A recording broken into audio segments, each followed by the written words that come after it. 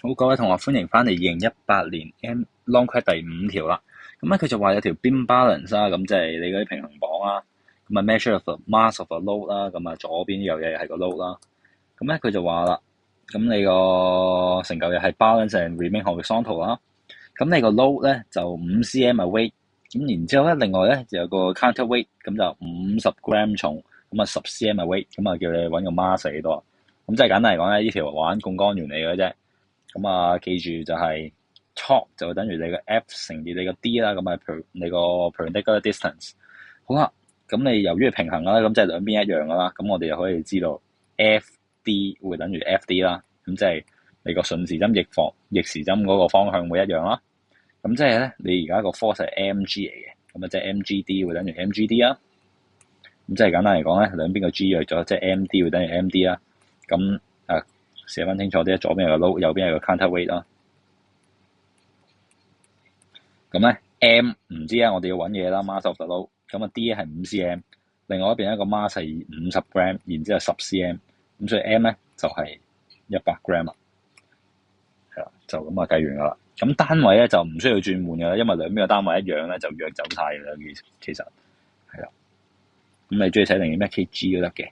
好啦，咁 part 2佢就話啦，而家個 reading 咧就有個 uncertainty of 加減01 cm 啦，即係右邊呢個咧係度唔準嘅，佢可以係10.1 cm 或者9.9 cm，唔知係啦。咁就問你個 maximum error 會係幾多？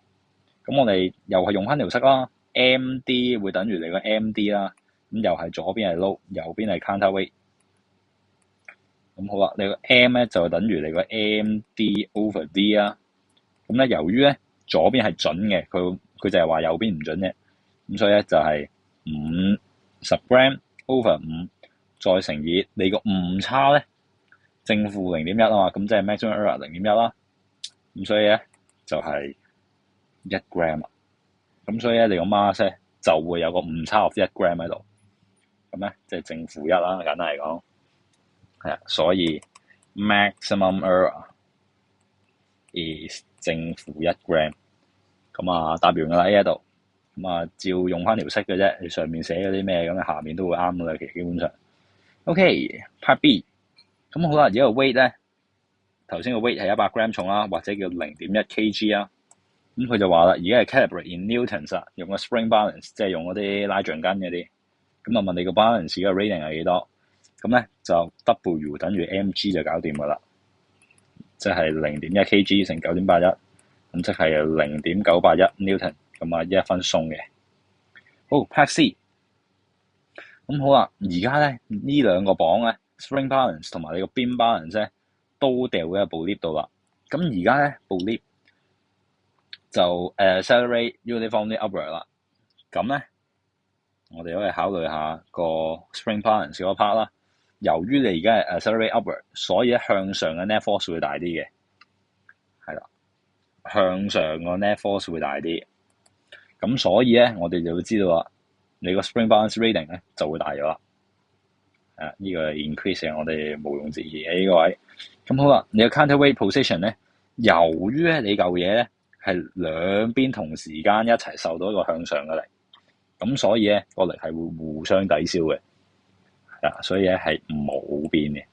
OK，係啦，用少少常識去諗下，去想像下啦，就係入 lift 一個平衡磅，你攞上去突然間加速，佢會唔會傾斜一邊？如果佢本身平衡，就應該一直都平衡嘅。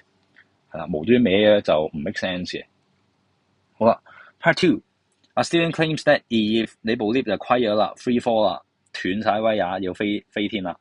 咁咧個邊幫人一樣可以度到你個 mass of the load 嘅。咁就問你一句啱定錯啦。咁好明顯就錯啦。The beam balance will fail to work。咁點解啊？因為全部嘢而家都係用9.81嘅速度向下飛㗎啦嘛。咁即係你個 apparent rate， 其實你個磅已經冇受緊任何力㗎啦。你就算放喺度都好，全部嘢都係一齊向下飛，都係 balance 嘅狀態，因為佢冇晒 apparent rate， 冇晒 support 㗎啦。係啦 ，because the apparent rate is 0 and the counterweight can be put anywhere。